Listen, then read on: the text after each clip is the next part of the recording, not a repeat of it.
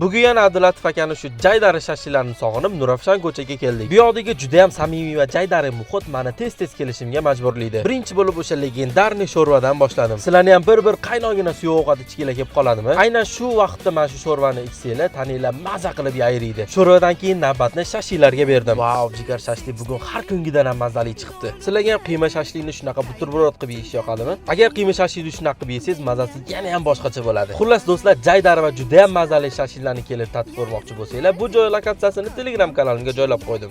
Abdulatif aka, necha yildan beri shashlik qilasiz? 32 yillik tajriba va shu natijasi shu-da, to'g'rimi? Ha, mana shu keldi.